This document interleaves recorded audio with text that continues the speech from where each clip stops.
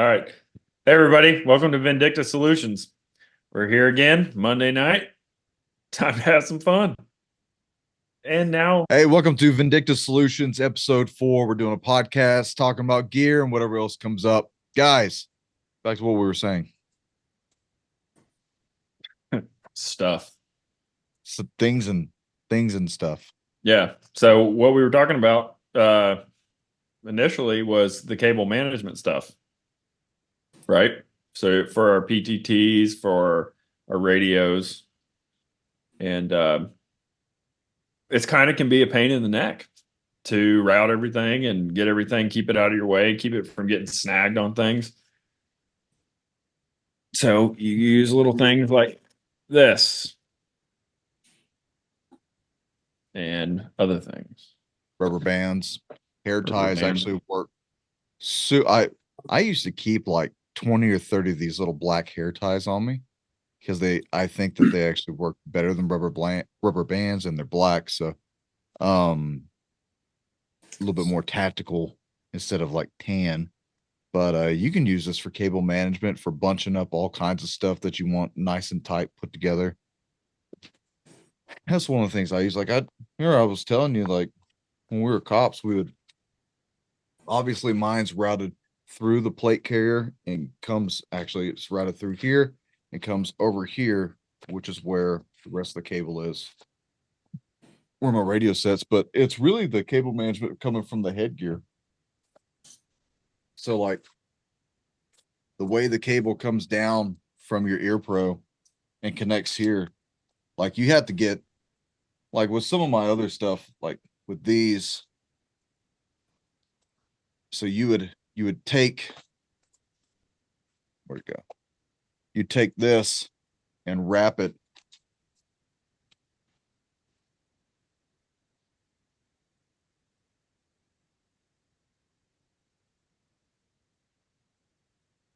over this and do like 2 or 3 of them, and that'll secure that cable. Other than that, you got to have the specific type of shoulder pads or the shoulder covers that can actually like route it. So y'all's plate carriers, so yours is Agilite, Damus, yours is Faro, mine's Spiritus. So Damus, if anything, yours and mine are way more alike. You've got a buckle right here where I don't, which actually kind of sucks. I wish I had that on mine. But yeah, let's talk about yours more. Let's see that one. Yeah, mine's bought about 3 months ago. Disconnected right here. Got like a mini Cobra buckle. Yeah, it's awesome, dude. Quick release if you have to get it off real quick. Right. So usually I don't go on and off if I have to get off quickly. And then I'm gonna stand up a little bit. Obviously got the kangaroo pouch up front. Carry magazines. Also pouches. Got a bottom pouch. The background's kind of messing it up, but what's really cool is, and while y'all talking, I'll take this off. I want to show you the back of it. I got an awesome pack for it on the back that holds a bunch of other things. I think a lot of it can be used for, your buddy. Like if I'm marching in front of you and you need magazines or whatever, you can reach my backpack and help out, so you can get what you need. So it's very comfortable. After wearing Doug's, I actually looked at his Spiritus, but I really couldn't find the combination and sizes that I needed. So looked at Faro and was able to get everything I needed there, and very comfortable. So only thing I needed. I think Doug's running that Haley flat pack on his. Yeah. For his backpack. I just keep like sustainment stuff in my backpack. Like, if you were to bed down for the night or something, or, if you had to be long term, that's kind of what I would keep back. There's things that I don't need to get on the fly or anytime quickly. I know this one you can put a camel pack plus the pack I'm using and zip it so you can just layer them up and have quite a bit of extra storage. Yeah, exactly. So that thing on your shoulder, the black piece, does that Velcro down? Yeah, this is overall padding for it. So right. Okay, so you could run your cables through that. Yeah, 100%. Yeah, Okay. exactly. So that's exactly what I do. So Gotcha. Actually, it's kind of cool because you could come down off of the headset and actually come through the hole on that. So that's pretty cool. That's a cool idea. yeah, very comfortable. Like I said, we spend a lot of time in our gear and our, so you just want to make sure it's comfortable and obviously usable. So Yeah. You know, and not to say anything negative, Damus, but you're kind of brand new at wearing a lot of this gear. oh, So 100%. for right now, for you, it's a big learning curve, and you just got to make it applicable to what you're actually using it for, not weighing yourself down with as much crap as possible, being very practical. And then from there, it's comfortable. Like you're left-handed, I'm right-handed. So everything that's on this side of me is going to be on that side of you. Right. Right. So, you know, you got to make sure you find all the placards that are correct. Even like, you know, possibly switching up how normal gear is arranged, depending on your limitations. Like if you're someone who you got shoulder mobility limitations, I'm actually extraordinarily flexible with my arms, but I cannot reach anything behind me. Right. And that's like the average person. You with this gear, you're probably not going to reach back and find anything behind you. So even with the pack that you have, that zip-on panel, it's pretty sweet. I want to get the zip-on panel for this. Yeah. The problem is if it's just you, that panel is completely useless. And anytime you need anything from that panel, you got to take this entire kit off, which makes a lot of noise. And you also you're slowing down. You got to find a safe position, a place that's possibly covered and concealed, and then put all this gear back on just to get maybe one thing. Where wearing a backpack may be the more applicable thing, but I hate wearing backpacks. So what I would do is I would find a backpack, and there's some that do this.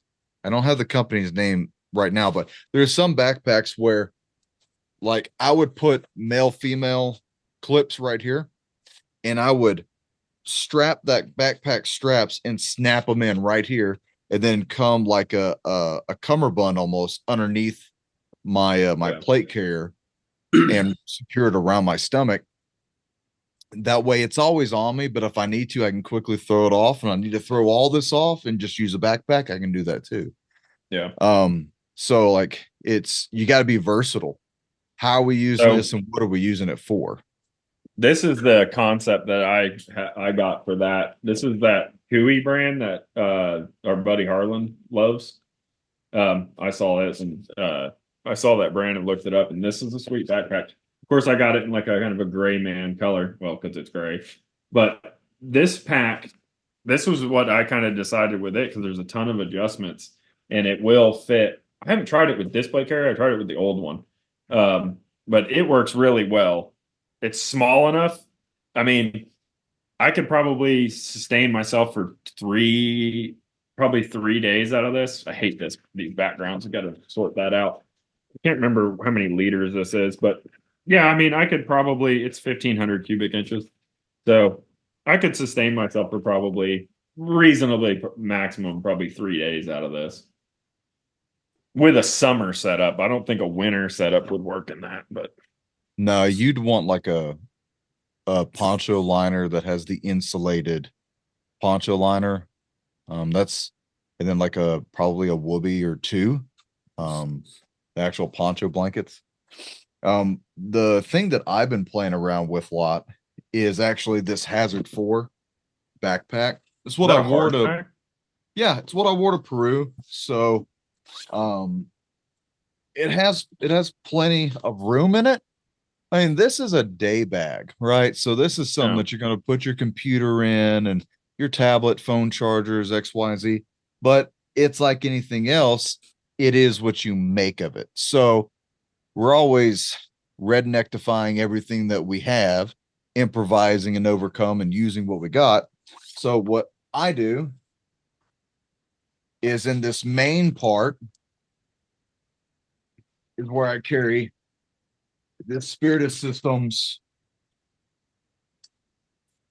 um, chest rig.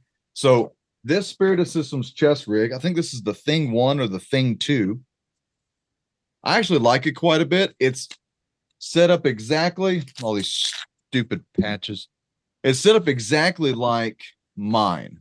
So I have two pouches right here, main pouch right here. That's just how I run things. So two admin pouches, and then I can put 3 magazines in here, medical right here. I can carry what all I typically need. I do like the fact that it has built-in compartments for radios or for a spare magazine if I need. But the reason why I have this set up is so once again,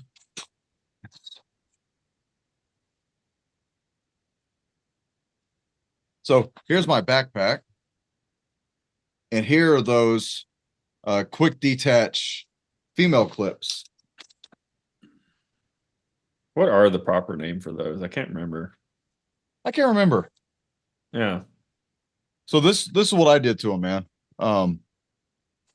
I just took. Oh, so you can hook your chest rig Yeah. to that. I just took them, hooked the chest rig straight into the backpack, and now Oh, you can cool. utilize whatever backpack you have that has this molly available, or get it sewn on. And now I got a backpack. I can carry my crap in. I can put my plate carrier, or excuse me, my chest rig on. Now it's not a plate carrier, so I don't have plates. I don't have any external protection. But if I'm needing to go light, if I just want to keep this in my truck, I can keep everything in here, broken down into this. And even if need be, like I could probably put that MPX in here. Yeah. Right. And then carry all my ammo and all that. And there's my little kit. Yeah, I like that. That's what we went out when we went coyote hunting last weekend before last. That's what I did. I just wore the Haley chest rig with the medical dangler on it. They're and the I had best. everything I needed for the night. They're the best chest rigs. I've used Haley strategic chest rigs. Gosh, probably for at least 6 years or more. Ever since he came out with them, I've been using them. Yeah. That's the only thing that would, when I switched to this, I was like, I kind of missed the Haley, but this kind of is, I mean, this kind of has about everything the Haley does. I do really like the pincer mag holders. Because, dude, getting them back in, like, that's just bread and butter right there. I like how it's got that rigid top that holds it open. Is that Kydex that's in it? That snaps It in is not. It's hard rubber. So there's no, I don't think, there's no Kydex inside. The retention is at the top of the magazine, at the top of your magazine pouch. Because I primarily run S-Tac, and S-Tac is all. So these are not. The Kydex. Retention on these is actually in the bottom, because right here, it doesn't get retention until about right there, and then you give it that. It's not like the Haleys or the S-Tacs where you get like that initial click in and it's kind of looser at the bottom. This is the opposite. Because there's no Kydex in here. But they held pretty well so far. I mean, I was rolling around in the woods a little bit and nothing fell out. So, see, the thing about going from a big, huge chest rig, like a Recce chest rig or LBV, is that when you put it on the plate carrier, you gotta break everything down into that practical smaller size. Right, like kind so of you slim. can't. Yeah, you can't wear as much stuff. The cummerbund is where you got to put stuff right here on the cummerbund to replace all that. But the thing, let me see if I can do this. The thing that's wrong with the cummerbund idea is that, like right here, if I go any further back, because I'm right-handed, it's going to get right in the way of my draw stroke of my pistol. But left-handed, if I go any further back, it's going to start to get in the way of where my magazines sit on my belt. So, placement of all this stuff is super important.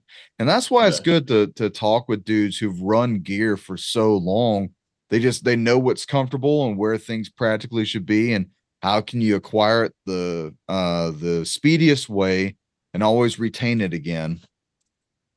From there, it's just you building muscle memory and getting used to it, just getting used to your gear, getting those dry runs, those reps. Like, if you have a plate carrier and you got a helmet and you got a rifle and a sling, and you also got a war belt with a holstered pistol, you should be doing dry fire out of your equipment.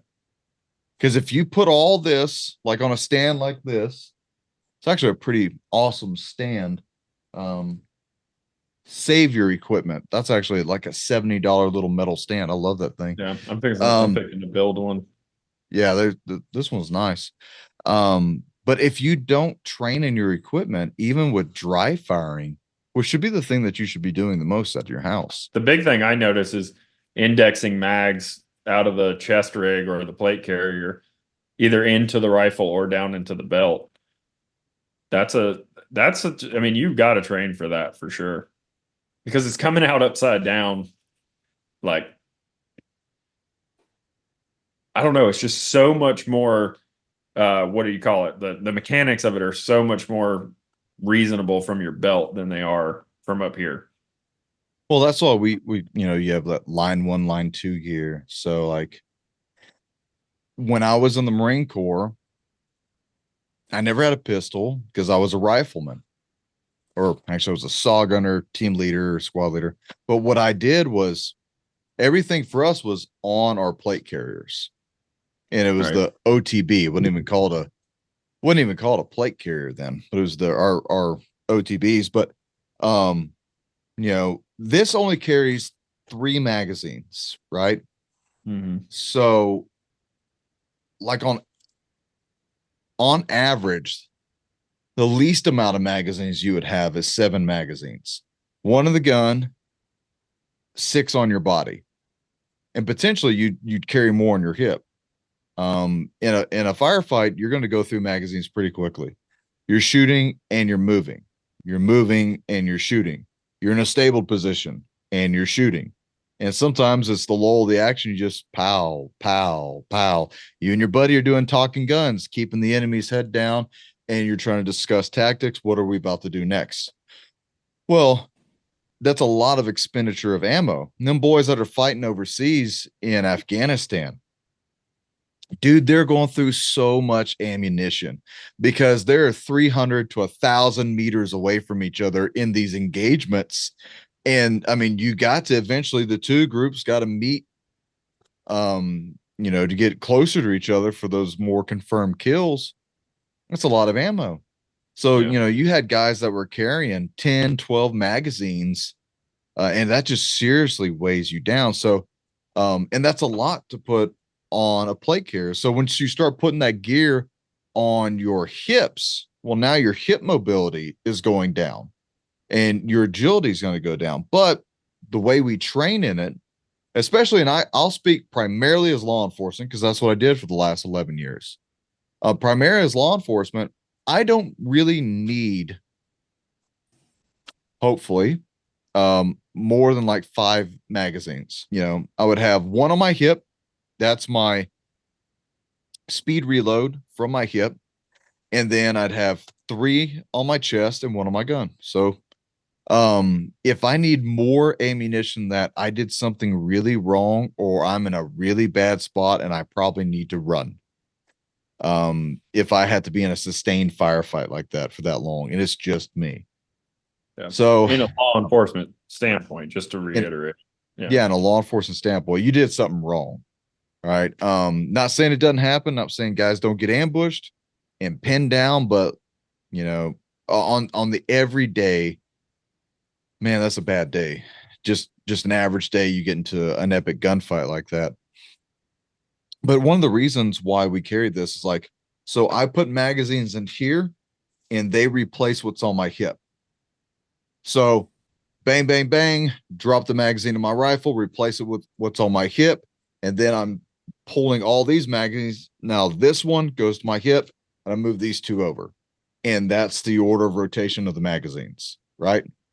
So that's how I use mine now. Some people still draw straight from the chest rig first, and that's fine.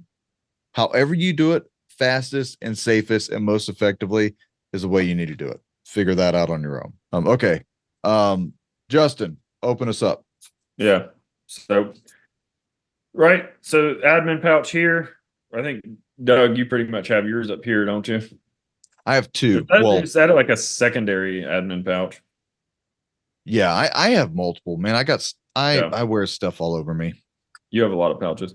So, granted, this is a brand new plate carrier, so I'm still smoothing things over. But, like, for example, I've got my Raptor shears in here. These Yes. Leatherman Raptor shears are a must. I think they're like $80. But Yep, $80. Bro, you will cut through Godzilla with this thing. Dude, and these things much do, needed. and they fold up. They have a belt clip. I think they come with a Kydex holster too, don't they? No, mine came with a oh, Mine, I got issued these. Oh, I don't okay. even think we got a pouch for them, but Yeah, they do mine make a came with Kydex for Kydex these. holster. It's got a window brake, a clothes ripper, seatbelt cutter, whatever you want to call it.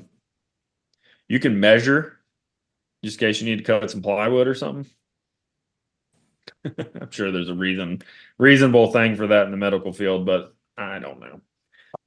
And then like I just have a lens cloth in here for wiping down glasses or just something easily accessible, right? I can get my glasses cleaned off, or I can clean an optic off, or wipe mud off the front of a flashlight, whatever. That's about it for that one right now. There will be plenty more going in there once I determine what I want in there. And then I've got this side pouch, 2 right in the rain pins, a notepad. I usually have another notepad, so one will probably go in here. I have a little tiny micro flashlight, so this would be doing for like admin work if I didn't want to put out a big light signal. I keep a small little Leatherman in here, not the Leatherman with 8,000 tools, and then I actually keep another cleaning cloth in here because if you can't see, you can't see. So that's kind of like the that's where I'm at now. But like I said, this is still being built. I think there's actually some batteries in here too. But that's one thing that's got to go in is all the batteries and things of that sort. Well, I probably have the most amount of crap on me out of everybody. I think we can probably agree to that. Yeah. So I'll tell you why I've worn my stuff like this for a long time. Right inside this top pouch, Leatherman, fire starter, IR signal device, or white light signal device, which is actually tied to me. Knife sharpener, headlamp, speed reloader for those magazines. And then this is actually a fire mask, so a smoke mask. So in case something ever happens, you can get these on Amazon fairly cheap. But if there's ever a forest fire or something bad that I need to get out of the area in, and it is affecting me respiratory wise, I'm gonna throw this little bad boy on. What does that do? Just cut down on the like carbon you're breathing in or something? Yep, That's pretty cool. much. And then I learned that from hazmat. And then a few batteries, which I have given out so many of my batteries I need to replace. Oh, you don't have 11 pounds of batteries in there? Not anymore. The kids are all in the kids' toys. I always keep me a little spare handcuff key. I think I carry 2 extra reloads of 357 Magnum because I do carry a 357 Magnum on me as a backup gun. You should always have a backup gun. So from there, put this sucker back. I chose a 357 as my backup gun. Well, when in Rome. Yeah. So I carry right here. Anybody know what these are? Those are plastic cuffs? Zip cuffs. Yeah. Zip cuffs. Yep. Zip cuffs. I actually do still carry handcuffs. A lot of things that you can do with handcuffs. Yeah, I And have a you set just of your handcuffs actually. you just never know if you need to detain somebody, if you got a dude acting out, acting crazy. You know, if you got to put someone down and not lethally, what are you gonna do with them? You want to jump right back up? You got to fight them again. Law enforcement taught me a long time ago, just handcuff them. So this pouch actually have that foam that's in there. That's where my MVGs are. So I keep it sandwiched in foam in case I ever fall. I also face all my zippers forward. All of my zippers are forward because what I want to do is I want the least amount of time I need to take something out. I can open it forward to backward. Yeah. I carry the spare batteries for this and a cleaning cloth for this right in here. And then in this pouch, tourniquet. You know me, I have like 5 tourniquets on me at all times. Yeah, I think I've got 3 or 4 on me.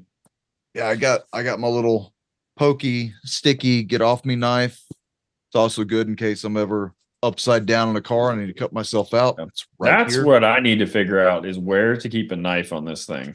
Right here, man. Right here. So, and in this pouch, monocular, FLIR.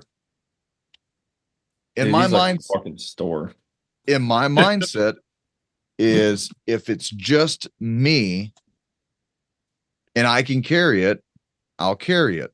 If I don't need to carry it, I'll stow it somewhere.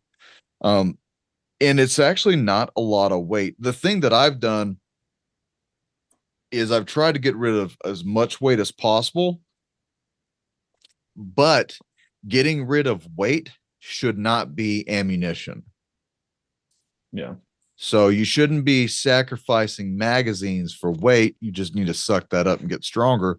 But when you have just a bunch of random crap on you, you know, you can sacrifice stuff.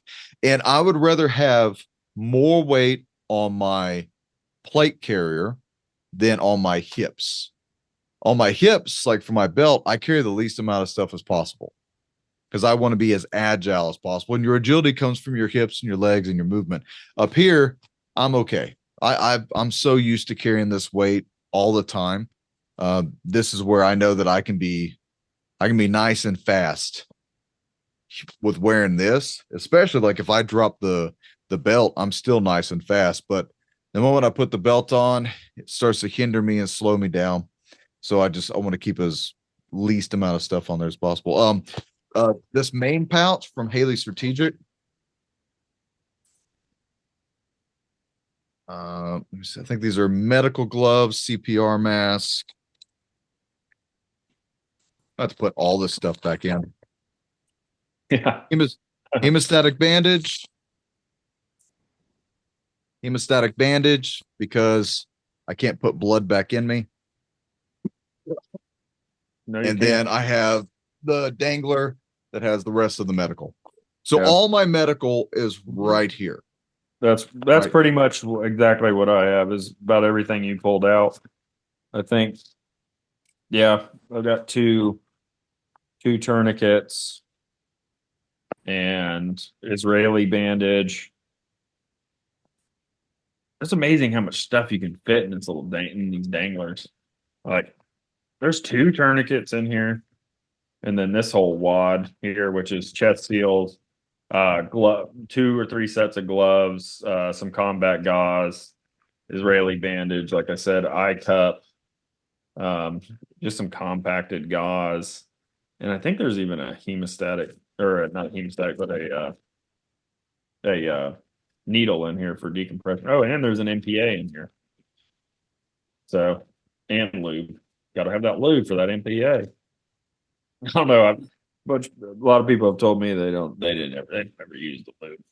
But oh yeah, lick it and shove it in somebody's nose. Hey man, you're not going to complain if you can breathe. Yeah, true. Besides, you'll be knocked out. As long as we don't film it, it won't be weird.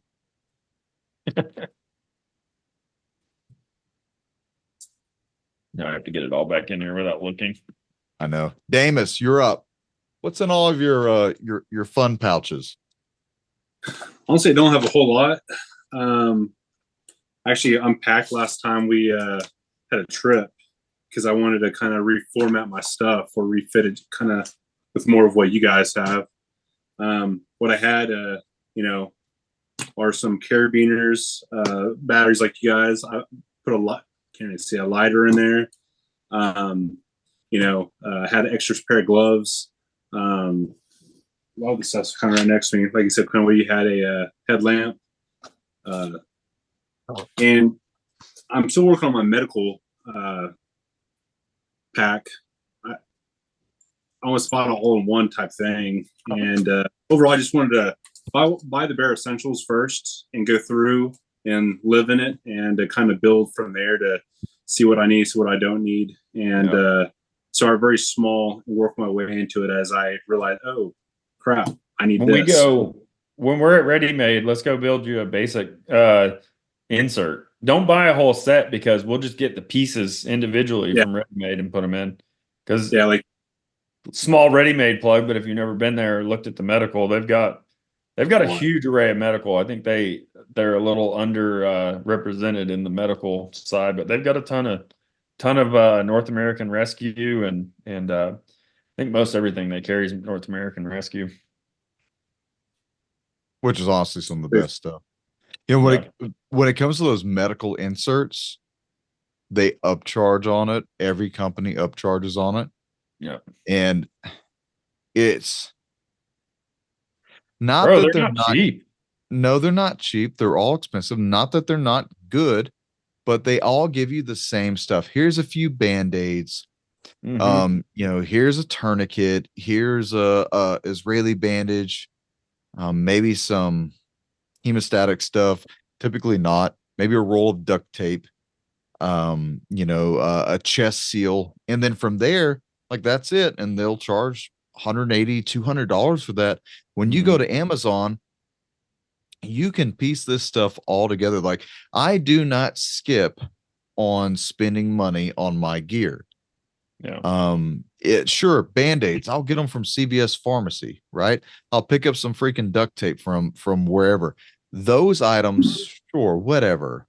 But I carry gauze, I carry the hemostatic bandages because just personal experience. That's the only stuff that's going to save your life right then, right there. Until like if it's self-aid and I need to put on a pressure bandage because I got a laceration or a gunshot wound, or if I need to put on a tourniquet, especially if it's a gunshot wound, most likely that tourniquet's going on nice up high and tight. After self-aid, you're not gonna decompress your lung. You're not gonna put the nasal breather hickey-madoo into your face. You are self-aid is like the most basic thing. Put on pressure, stop the bleeding, and run like hell, seek cover, and try and get back up or try and call 911. Get off the X, right? Buddy aid now goes a little bit more into that. So your buddy can apply the sucking chest wound, chest seal. Your buddy can take his hands and run it down you, see if there's anything else where you've been shot at, exit wounds, other lacerations, your primary, secondary, tertiary wounds that you're needing to treat. And he can assess you and he can help you move in a team environment. This is stuff that we're all going to be breaking down and going over actually in the patrol survival class in August. So if you've never done anything like this, this would be the class you'd want to go to in August. But anyways, the goal is to have the equipment to stop the bleeding, start the breathing, and get you off the X. In that team environment, even if it's just two dudes, that's what it is. Stop the bleeding, start the breathing, get the hell out of Dodge. From there, we have to seek advanced medical aid. Yeah. And if you don't have that trained doc, man, you got to sustain the patient then. So that's where that added medical training is extraordinarily needed. Yeah. And most people don't train to that standard at all. They're like, oh, well, I bought some stuff from the internet. I think I'm good. Dude, you ought to bought 2 or 3 sets of that stuff, because for one thing, this equipment, like, gotta put this all back together again. Dude, I got a whole bag sitting here. This hemostatic compression bandage from H&H. This is what I recommend. We're not paid to say this. I've used this for years. I am sold out on this company. This may fill up with blood, and I may need another one. I think these are $25-$30 for these. Okay. That has hemostatic agent in it. Yep. So yeah, they're definitely I got its sister right here. So if there's a large laceration, some sort of an external wound that is seriously needing this, like you may need gauze on top of a laceration. All right. And then you may need a pressure bandage. And then you may need to wrap a pressure bandage with a pressure bandage. And if it's still leaking blood, you may need to be throwing a tourniquet on there. Yeah. You know, I mean, and then that stuff is all spent. You can't reuse the tourniquet. You can't reuse the bandages. It's done. All right. So if you carry just a mediocre amount of medical equipment on you, you're taking a risk, because if you need to use it for your buddy, for your team, and for yourself, and you're the only dude who decided to actually carry an IFAC that day, and IFACs, even the individual medical kits. Yeah. I don't think the average one that you buy on the internet is up to snuff. Most of them are filled with junk. They're filled with crap, and it's not what you need. You don't need a bunch of this other stuff, all the Band-Aids and all. You don't need that. No. Throw some duct tape over it. I mean, bam, and you're done. Other than that, it's stop the bleeding, start the breathing. Yeah. That goes, and then you get into like full-blown blowout kits right here. And I'll be honest, if you have the money to buy one of these, you can buy one, because you can outfit probably, you can at least outfit 2 guys off of this. If you were to take this pack and break it down, and that's going to give you spares, that's going to give you but like you said, right? We got boo-boo, we got Band-Aid stuff. Like this is good for at home or for the full-blown medic to have, or keeping your car. Church, businesses. Church. Yeah. I think this kit comes with, it's got multiple tourniquets in it. I've jacked a few of them out of it, but multiple chest seals, burn. Like this isn't something, you're probably going to be running around with 10 of these, but those little burn tech pads are nice if you get a nice 2nd degree burn. There's all kinds of stuff in here. I'm not going to pull it all out. Ready Made has these. They're not cheap, but you're going to get a ton of stuff in here, and it is all useful stuff. But like what Doug said, is you're going to get a lot of those things that are more for at home or in the car or at church with the kids and things like that. But all of those, basic TCCC components are in here as well. I mean, Israeli bandages, pressure bandages, C-locks, or whatever, hemostatic agents, things like that. So that's another nice kit. But also, it has a lot of fluff in it. Yeah, Damus, that will make that one of our goals, is go into the medical section and build a nice little IFAC for you. Damus, show us the rest of your plate carrier, how we had it set up. What's the rest of your plate carrier look like front and back? There you go. This is the back of mine right here. So you have all these pouches right here. Like 40 pouches? They're grenade pouches.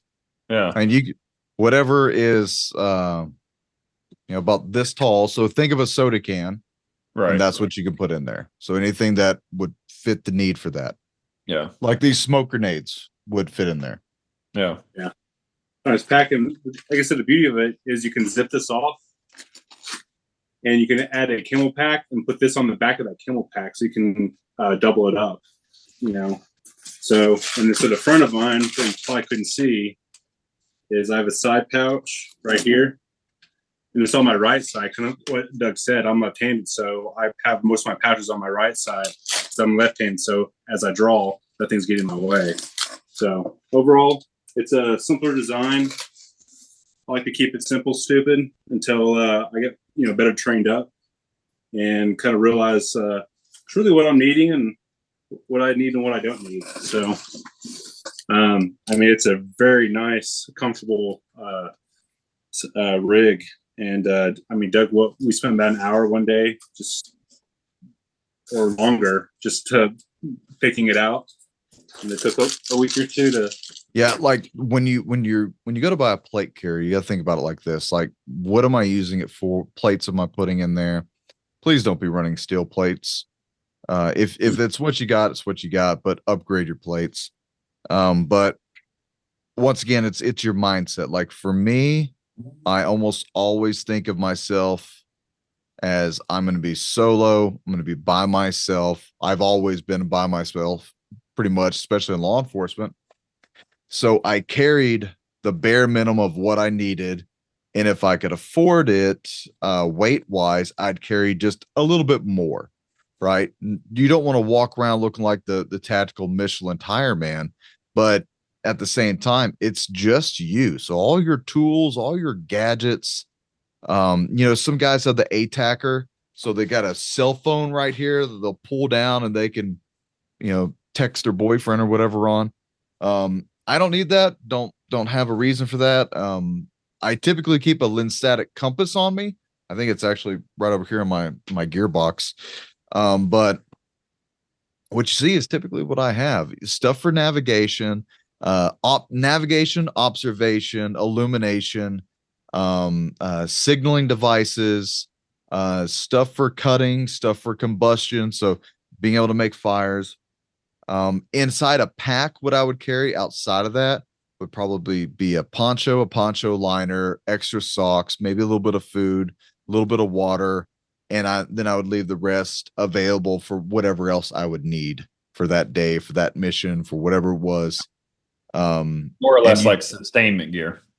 Yeah, just and that's just the basics. That's the basics. That's not adding anything else. It's not adding a breaching kit, a second rifle, second pistol, a breaching shotgun, not carrying a shield, not carrying helmet and different radios and batteries for radios. If I had to just pick this thing up as is, because all this is always stored in it, I always know where everything is and it's not unfamiliar to me. That's how I set my stuff up. Yeah, I have to really, it's hard for me to balance the hiker mindset and the tactical mindset, which I mean I'm getting a lot better at, but I'm notorious for backpacking with the bare minimum. Well, you got to think about it like this. What's the whole point of this? The point is to equip the basic American rifleman. Yeah. All right. So that's every man or woman who can carry a gun, wants to carry this gear. What's the tried and true ways of doing it? What's nonsense? What's Hollywood? And what is just way too much gear. So there is that fine balance of not trying to look stupid, carrying way too much gear, and then trying to be slim and streamlined and effective. And you just got to yeah. And from there, what are you lacking in? Right. But keep it simple. Look, I mean, do you need a cutting tool and do you need combustion? Okay. There's your little pocket knife. I got 3 blades on it that are razor sharp. And then this little Bic lighter. This little Bic lighter, if I wrap some duct tape around it, which is what I would use for an ignition source for a fire, this thing will last me at least 100 strikes. Yeah. Okay. At least. Yeah. So, and that's a super lightweight way of thinking. Yeah. Just don't trust Bics in the winter. Why? Because, man, I'm telling you, when they get too cold, they don't strike. They won't light. I know you guys don't believe me. Go put one in the freezer when we get done. Put it in the freezer for 30 minutes. Pull it out. Well, we're from Texas, so we don't experience that. It's true. So there's a higher chance of it actually exploding in your pocket where we're from. yeah, I guarantee it. So that little pouch on the front of your boxers or the front of your underwear, that's where you keep the lighter in the winter time. And every time I'm hiking in the winter, I keep a lighter there because it's always warm. And if you got to make that emergency fire, I mean, if you don't have a flint stick or something, You I'm know, telling you, the dude, they will not light in the cold. The amount of stuff that you have talked about carrying in the front of your pants while you hike the Appalachian Trail is upsetting. Well, what's the food that you would make? How'd you make it? Okay, I didn't make this food, but this was a food that people made. It was called prison ramen. Go ahead and lie to me And too. no, I did not eat this food, but I do have an interesting story about ramen. So prison ramen, you take the pack, you crush it up, right? You dump whatever you want in it. You put it in a Ziploc bag because Ziploc bags are, a staple. Put Ziploc bag in there and you can put warm water in there, but it doesn't really matter. Most people just put creek water in there. And then you roll it up, put it in a sock, and you put it in your pants, preferably in between your legs. And oh yeah, everybody. I mean, there was a ton of people doing it. And then you walk until so most people, I don't know. Say you get out of camp at 7:30, 8 o'clock, maybe even earlier, and you walk till noon, 1 o'clock, or whenever you hit your halfway point for the day. And then people would pull it out and it'd be, 90 some odd degree prison ramen, nice and soft and body temperature. I don't know. I didn't do it. It was gross. I thought it was gross, but a lot of people did it. But I'll tell you one thing. I had a pack of ramen get wet, like just damp. It rained for a week or whatever, and it had gotten damp. And I was like 2 days from resupply. I had like, I don't know, 2 packs of ramen left and whatever. Well, one of these packs of ramen had busted open and just got like a hole in it, not fully blown all over my pack. And it had gotten moisture in it. And who knows how long it had been wet. It might have been wet for 3 or 4 days. And I go to open this pack to dump it in my pot to cook it, and it's literally neon pink. Like the whole thing had turned into like this gel, and it was neon pink. 100%. If you don't believe me, go stick a pack in your freezer for 30 minutes. It was gross. I think I've eaten 1 pack of ramen since, and that was 11 years ago. Did you eat that pack of ramen? No, it freaked me out. I didn't eat the rest of the ramen in my pack, and when I got to town, any ramen that was in my resupply box, I got rid of. Went and got some regular pasta, and then messaged home and was like, "Don't send any more ramen." Bro, I'm not kidding you. 11 years till I ate a pack of ramen. So when we were on patrol in Iraq, or heck, even back here in the US, the stuff that we carried on us was stuff that you could buy at the store, what we call pogey bait, beef jerky, Skittles, M&Ms. If it's cold, you can put chocolate on you. If it gets even slightly above 60 degrees, chocolate on you wearing this is a horrific idea. But beef jerky, pretzels, just the regular stuff that can sustain you if you get hungry and you're just bored and you just want to eat something. Other than that, it's the staples. It's Copenhagen and Marlboro cigarettes and maybe some water. You don't need anything. You don't need anything else. Instant coffee, you actually pour in your mouth and then you pour the water in it. Yeah. But that's all that we would ever carry. And now they got these protein gels. My wife actually bought me this gel glucose, which I'd carry the crap out of that because I'm kind of hypoglycemic. If I don't eat every like 3 hours, my blood sugar just dives. So I got to have something, and I really don't want to eat crickets and stuff. So I got to have something on me. But from your knowledge, like if we had to do a sustained patrol that could be up to 8 hours on our feet, might as well plan for potentially being somewhere overnight, besides a broken down MRE, which was the most we would ever carry, because that's all we had accessible. What did you carry? What was the food that actually like made sense? It was light, it was filling, it gave you the energy. What is it that you carried on the AT? So my staples were, I mean, honestly, I carried Snickers the whole time, even in the summer. I just kind of milked them out of the package in the summer. I also carried cheese the entire time. It was 110 degrees in New York when we went through there, and I had a block of cheese in my backpack. Um, you just have to get used to the grease, like the oil that comes off the cheese. You get used to it. Um, so those were two big things. I mean, I crossed a mountain in the middle of the night on one Snickers bar. It's amazing what 250 calories will do for you. Nuts.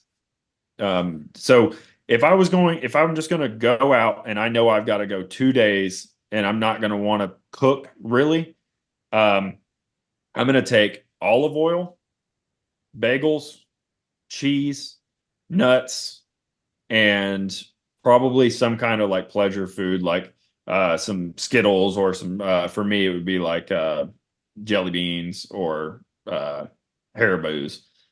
Those would be those. That's pretty sustainable right there. If you want to go a little bit more in depth with like cooking, rice sides are really good. Like those Uncle Ben's, those are good because you can Trail throw mix, anything into those. are those What's good? it? Those trail mix type bundles, you know. I didn't do trail mix a lot just because it's like the same flavor constantly. I'm not a fan of trail mix. I'll just be honest. Like Cliff Bars either. A lot of Yeah. people started off with Cliff Bars, and by the end of the trail, no one carried Cliff I Bars. can't I You can't get do tired. protein bars. I can't do No. protein bars or protein shakes. They're disgusting. Yeah. Another thing that was a huge staple, it was summer sausage because you can cut it up and put it in anything. Just don't get sick with a belly full of summer sausage, or you kind of ruin that for yourself. Um, but those would be so that would be my main staples, and then you can put in and put out what you need. If you have resupply, if you have ability to resupply, you can add things like I carried a lot of snap peas for some sort of like vegetable. Um, but really I pretty much lived off of olive oil, bagels, cheese, Snickers, nuts. I did a lot of chocolate covered nuts. What would you Like do I for did vitamin the C? what is it? Like vitamin C type stuff. I mean, would you try to wiggle in, some, lemons, limes, oranges, or anything like that, When or you like when we went to town, yeah, most everybody would leave with like an apple and a lime yeah, or stuff like that. But it wasn't something that you weren't most people weren't gonna carry a whole bag of apples out. yeah. Um, but yeah, that would be like so I would call that like day one food is like avocados. They're like day one, day two food because they get smashed. If they break open, they're ruined. So a lot of stuff like that is what I would consider day one, day two foods. Would you So like Justin, go ahead, I Damus? was going to ask Justin real quick. So let's say you're on the AP, you're from one point to another. Are you kind of counting calories of what you're consuming every day, or do you have a set amount of food that you have for that week and you have to ration yourself? How did how do you So make overindulging and making sure you're keeping up with the right yeah, calories? so Do that. there's a pretty simple rule, right? 1 pound of food per day, and the minimum is 150 calories per ounce. So just kind of figure it out. Anything under 150 calories, unless it's, doesn't weigh anything, it's not really worth it. Um, but to say one thing is like in my experience, we always had a resupply, right? It was 100 to 120 mile resupply. So we were able to go into town and get those vitamins and nutrients that we weren't able to. I mean, you want to talk about going in and eating burgers, you go in and eat a double stack burger with a large fry, and then an hour later you're starving. Yeah. I've figured about I mean there's an average, right? So they say that it's about 6,000 calories a day you burn on the AT. You're taking in 3,500 at best. Like day one food you're probably taking in 3,500 calories. But by day 4, day 5, day 6 food, you're probably taking in 1,600 calories at the most. And that's why olive oil was a staple for me.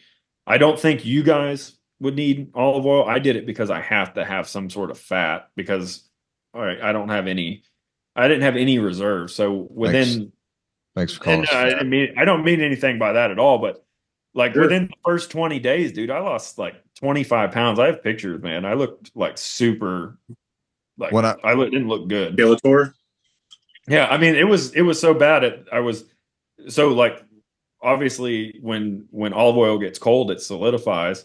So I'm sitting in like my camp, like shoveling with sticks, shoveling solidified olive oil out of my plastic container, smeared it on bagels, and then I actually carried basil and oregano the entire time because you can season anything with it.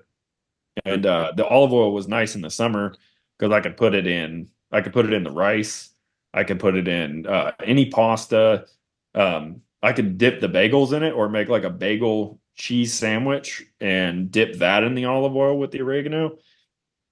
I mean, none of it's fantastic, but when you're starving, it's fantastic. It's fuel. I mean, like I don't think we're talking about, hey, let's win a health award on doing this. It's just more talking about how to survive and straight fuel Yeah. is kind of talking about, right? So It's all sustainment.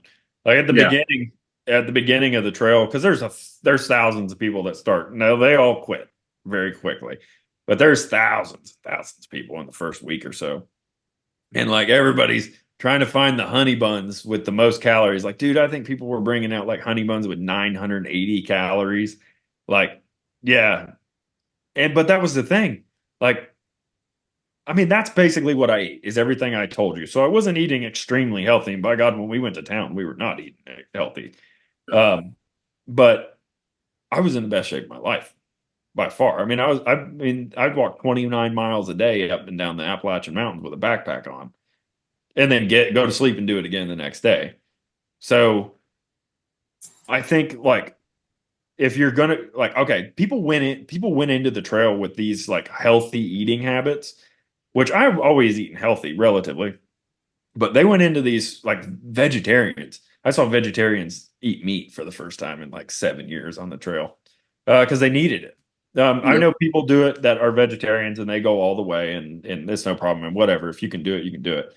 But the biggest thing is I think that you're just burning it off so fast. Like your body's just eating up everything in there. So yeah, it's more of a sustainment. It's not a health food technical thing because in all honesty, unless you're getting like fresh eggs and fresh meat and stuff like that, eating healthy and that getting that much caloric intake is going to be super hard to do. So expensive. when I went to Marine Corps boot camp, I was 250 and I got down to 185 in 12 weeks. And it was a tremendous amount of Dude, being God. IT'd, Right. incentive training being, a lot of quarter deck time, push-ups, pull-ups, flutter kicks, star jumps, side straddle hops, mountain climbers, burpees, you name it, nonstop all day long. But they barely ever fed us. And I mean, like, barely ever fed us. At least me, I wasn't a double rat, which means that having double rations. We had about 30 to 45 seconds to eat our food. And you only got that 3 times a day. If you were lucky, 3 times a day. I know a lot of times we would be drilling or doing something else, and oops, sorry guys, we missed chow hall. And you knew better than to say anything, but guys would be forced to acquire food, like the little peanut butter cup packs. I mean, dude, that was like gold. We had guys that would, sitting up in the middle of the night, and there's, eating their little bit of peanut butter and jelly that they could steal from the chow hall. And I mean, like, it made you think like a thief. And you lost so much weight so fast. But after about a week, you realize you didn't need that much food that you normally had every single day. And the body can really run on a almost a bare minimum amount of calories, depending, I think, on the environment, your age, and your physical condition. Like me right now, there's no way I could ever do it. Like I'm gonna to have beef jerky. I have to have protein. And the only protein I get is through meat. I don't use protein powder or protein cookies or any of that other crap, the bars. So like I know for a fact, like the ostrich bars, the beef jerky sticks, like I think they're like 20 grams of protein per stick. That's all I would carry. I would carry stuff like that. One of the things that I got taught from my senior Marines, take a little jar of peanut butter and throw trail mix in it, throw freaking M&Ms in it, and keep you a little spoon. And when you needed a quick bite, you take 2 or 3 bites of that. It's got all the fats, got the sugars, insulin dump would happen to you, and it's that pleasure food as you talked about. But outside of that, I couldn't do the peanut butter. Everybody lived off peanut butter, dude, and I just couldn't do it. I don't know what it is about being outside and being hot. I'd rather eat oily cheese than eat peanut butter when I'm hot. I don't know why. You know what's interesting? When you look back into the frontiers and what these guys carried on them and how they carried it, like my little tobacco can right here. Okay. This is, if you smoke pipes, this is the best. This stuff's amazing. Green River vanilla. This stuff right here. Oh yeah, there you go. That's the one I gave you. So you have these little tins, as they'd call them, little tins, like an Altoids cans, right? And they would carry their salt, their pepper. They would carry fire making material. They would carry dried pieces of meat. They'd carry chopped up pieces of vegetables, and they'd carry it in a stack about this big. And it'd be these little cans. So they'd have like, 6 or 7 of them all stacked up together, and they'd put it in like a tube sock. And that's what they resupply themselves with. And these guys, these trappers, dude, if you ever research what these trappers went through, the amount of months they would be gone in the wilderness by themselves. Yeah, it's nuts. Literally nothing but what they had on them. And they didn't carry much, but they lived off the land for everything. That's a whole nother like training aspect over there. That's something I'd love to do, like if I could get enough time. And there's a guy that I've been following. I can't remember the name of it. He's on Instagram. If you follow us on Instagram, I repost his stuff quite a bit, but or I have reposted his stuff. But he does some cool stuff, dude. I would love to really get into that survival, like hardcore. What do you call it? Like the bushcraft. The bushcraft, but the old, what do they call, like the old, what's the word for like the old techniques? I can't remember what that is.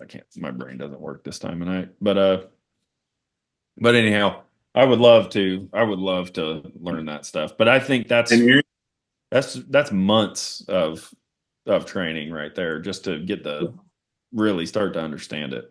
Also, these guys, they grew up doing that. So, I mean, they learned as children, what we're trying to re-educate ourselves on these skills and techniques that, basically have been lost to humanity, or at least this part of the world for, 100, 150 years. So we're trying to, there are people, like I said, out on YouTube that have that information, how to, build these beef sticks or these protein, it's wonderful what done.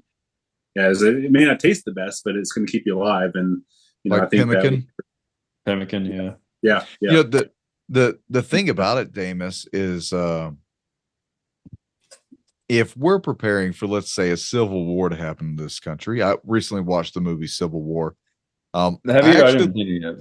I actually liked it. There's parts I didn't. I keep forgetting about it. There's parts I didn't like, and there's parts I liked, and I just the idea of it was neat to play around. But Mhm. I always think like when prophecy hits the fan, of course I'm going to be in this gear. But how long am I going to be in this gear? Like, for Right. how long am I going to continue to beat myself up? This burns calories. The moment you're Mhm. walking around with this, that heavy freaking rifle, all this ammunition, this burns calories. Um, and very quickly, many of us are going to realize, like, if you had to walk to your bug out location, or you just decided, you know what, I'm not staying where I'm at.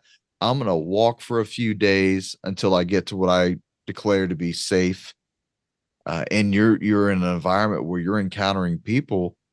What what's priority? Being concealed and sneaking around and traveling at night? Like if you had thermals or night vision, walking at night, um, hunkering down during the day. Me and Bob Griswold used to talk about that all the time. Or would you be, full battle rattle, as the soldiers like to say?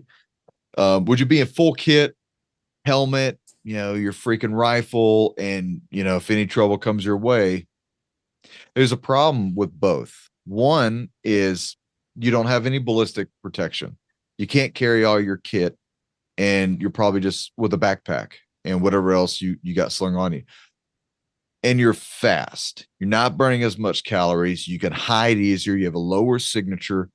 Um, and you can really play the gray man much easier, or vice versa. You wear all this, you walk around looking like a tactical juggernaut. You're going to be slower. You're not going to fit in most places. Getting in and out of vehicles becomes fun. You're burning way more calories, and you're slowing yourself down. Your recovery time is going down. But I've got all my tools on my Batman kit over here.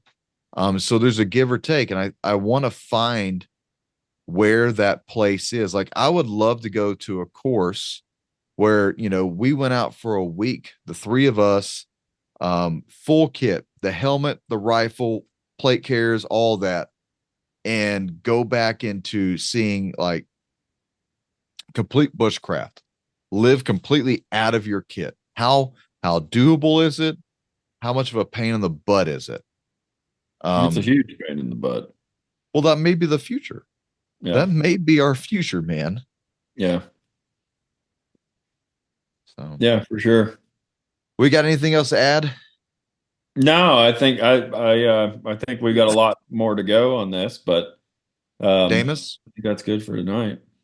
Yeah, I think that's good. I mean, I think maybe next time we can talk about maybe some training that we can, or things that maybe each one of us do or have done in our past that has helped, get in shape. If people have any questions on, or maybe just ideas of, whether it's cardio or strength training or combination of both, or straight hiking. Justin, I mean, I think what's interesting with us is we got a little bit of everything right here. Hiking, you obviously powerlifter. Me, I mean, I'm kind of an all-around athlete, decathlon type of person, so a little bit of everything. So it's a good mixture. So I think we can cover a lot of ground if people are interested in hearing about, certain type of trainings or activities that they can do to prepare for whatever may come our way. So Yeah. Yeah. And it comes down to this. If it's just you, it's just yourself, I would tell you to be in the best cardiovascular conditioning that you can be in, and body weight strength and grip strength. And that's probably all you really need, right? Unless because I wouldn't plan on fighting people hand to hand. I'm gonna do other things besides having to fight you hand to hand. Yeah. But for like our team environment, I'll play the role I played before. I'll be breacher. I can carry all the crap. I'm used to it. I'm used to being the donkey carrying all the heavy stuff. So each man in the team, what do you do? The point man, guys with the best eyes, typically, your most intelligent guy you want Oh, out that's there. obviously. Oh, Obviously. sorry. Yeah, obviously. no brainer right there. No Yeah. Yeah. brainer. What you don't know is like on the back of you, we have C4 and we have a long cord. But Works once. you know, it's you got to figure out what's your position in the team, set ego aside. What are you proficient at? Are you the radio guy? Yeah. Right? Are you the marksman? Are you the medical guy? Are you the team leader, squad leader? Are you a guy who can just fill any position, which honestly is the most important role, being the private, being able to fill any position and knowing everybody's job. But you're going to Yeah. have people who are priorities, right? Being the asset for everyone. That's right. And we're going to go over this stuff for this patrol survival course that we're putting on in August. But we got a course coming up here in late July, just here in a few weeks. Justin, you want to brief everybody on it? Yeah, 26th, 27th, and 28th at Ready Made Resources. We'll have the shootouts up. We'll be rocking 3 days. You're going to have the new guns. I know we keep talking about them. They're finally going to be here. Just talked to Unit Solutions today, and he is going to personally drive us out some guns, just so we've got them for the class. So if you guys wanted to meet him, he'll be there. I don't know if he'll hang out long or what, but from what we know, he's a super cool guy, and he's done some cool stuff. So we got that coming up. Still working on the vehicle, so pretty excited to hopefully have that. That's going to be a new thing for any of you that have been there before. And returns, I think we've got at least one returning student on this one, so that'll be something new for you. Yeah, it's going to be warm. It's been an average of about high 80s, low 90s here. Just dress to impress, and keep in mind we're not going to push you so hard you fall out. We're going to have some pop-ups, and we'll have some shade and some chairs. We've done this plenty of times in the heat and haven't had any heat casualties. So don't let the heat scare you off. I mean, the fact is summer comes every year, and you need to be used to training in it, just like you need to be used to training in the rain, hail, sleet, or snow. So, And yeah, if you're not going out experiencing the heat and getting used to it, then you're doing yourself disservice. Yeah. Going out there and just walk and experience it, because I mean that's what you get. The first week's always the roughest. After the first week of summer, I'm pretty much good. Hey, the reason why we harp on this, and we're not fear mongers, we're trying to prepare people. So, that's up to you how you want to prepare. But if you want to be AJ squared away, you need to be trained. You need to be going to the flat range. You need to be shooting your weapons. You need to be doing more than just shooting a paper target. You need to be doing speed reloads, emergency reloads, tactical reloads. You need to find a range where you can move laterally. You can move forward and backward, places where you can, shoot with a team member. Moving and shooting is 100 times different than sitting in a shooting booth in an indoor shooting range. They are not the same at all. And the other thing is, like, once you're good with the shooting range and your ballistics are up, your accuracy's up, what are you doing now? Are you going to advance your training? Are you going to take a radio course? You're going to take a medical course? Are you going to take a course like ours, where it's going to be a use of force scenario-based course to get used to working in teams, working in real close environment that's really fast-paced, dealing with people, and the people are not paper targets. You got to know what to do with somebody. You're not going to be killing everybody during, your doomsday scenario. So, and you got to think of it like this, like, you're around your neighbors, you're around your friends, you're around fellow Americans, most likely. So you're going to be treating people the way you typically would. It's just the heightened elevation now of the risk. So for people who have the mindset that, I'm just going to take whatever I want, do whatever I want, when my doomsday scenario happens, you're not going to last very long. Mm-hmm. People are going to come after you. You don't go and kick the hornet's nest and not expect to get stung. And so, what we want to train is people who are well-rounded, not just, with the gunplay, not just physically, but mentally, to be mentally prepared for what's going to happen, understanding scenarios, how to set yourself up for success, how to keep safe distance. When's a time that I just need to disengage, get off the X, and get away from here? Is this a house that I need to go into? Is whatever inside that house worth dying right now? I need to evaluate this. Look, listen, feel, smell, gain as much intel from people around me as I can. Like, that's the type of stuff we're teaching at this course. It's not a CQB course where you just go through a shoot house and you shoot paper targets. That's not what we're teaching. I mean, we teach a little bit of that, but really it's taking you that next step forward in advancing your training and making you a better person, a more well-rounded person. So if you've never done training like that, come visit us. Our website is www.vindictasolutions.com. The link will be in the description below. You can email us if you have any questions about training, about gear, anything that's related to that. After that, yeah, man, get prepared while you can. Damus, you want to lead us out? So Yeah. before we got on, Justin said he's going to shave his head just like Doug, and he's going to actually start his own, top knot, and he's going to do it and see how it looks. Isn't that what you said, right? No. Hey, are you going to grow a beard? Are you going to grow a beard out? Me? Yeah, be honest with me. Are you going to grow a beard out? I can't grow a beard. This is it. Do you know what they call men back where my people come from who can't grow beards? King, sir.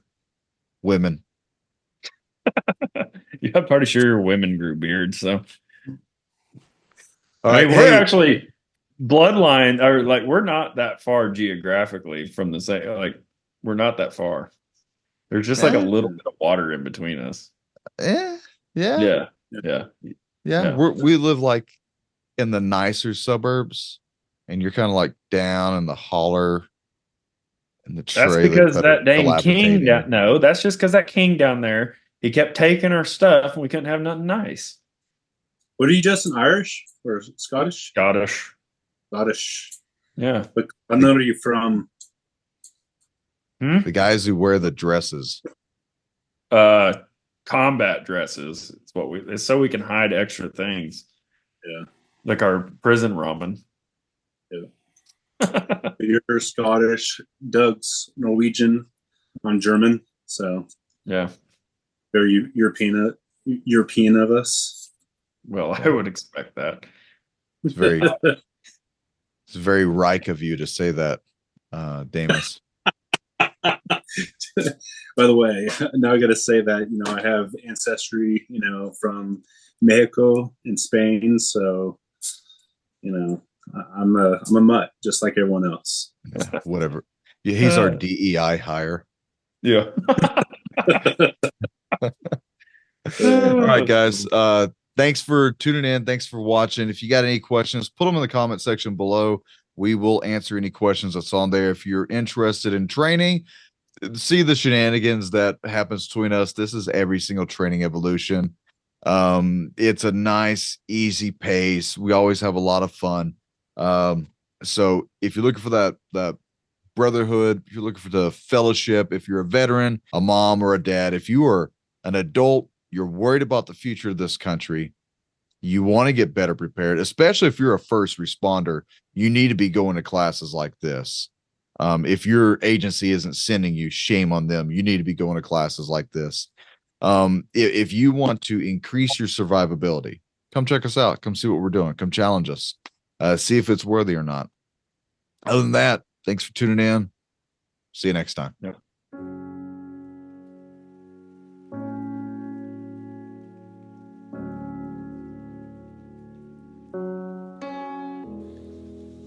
What's the need for training?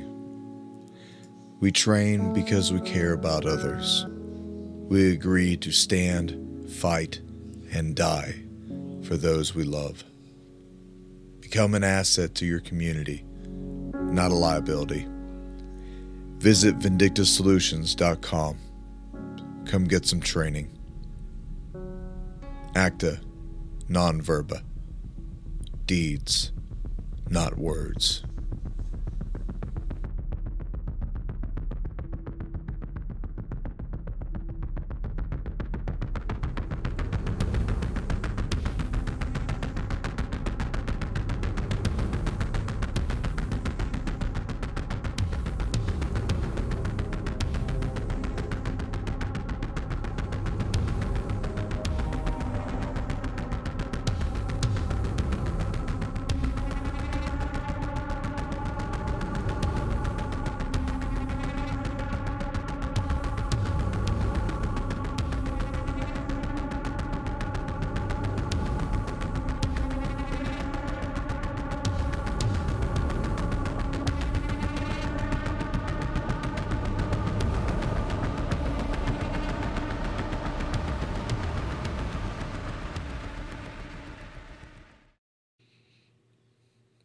Shoot, Move, Communicate courses are $600 a person. Location is Tellico Plains, Tennessee at Ready Made Resources. We provide the training equipment for you, but you will need gloves. There is no live fire at our training courses. We use airsoft and simunitions. Camping is allowed on site. There are inexpensive cabins and hotels in the area for renting. You can bring and train in your own equipment. You can also visit the Ready Made Resources store and go shopping for any of your tactical and preparedness needs. We do more than just train. We fellowship together and minister to those who need it, discuss current and future events. We pray together, we make new friendships and network, show new gear that we are testing, evaluate gear that the students are using, give a demonstration on night vision and thermal equipment that we use, discuss methods and concepts of prepping and training, and help students set up their tactical gear and how to use it. Our goal: to give you the skills to survive deadly encounters, promote good leadership skills, provide instructions on different methods of training and techniques, how to use various tactical equipment and medical equipment, provide verbal communication skills while under duress, provide team building and problem solving skills, provide challenging scenarios that will require outside the box thinking, develop encouragement, self-confidence, and self-reliability, and preach the good news of Jesus Christ to anyone who would listen.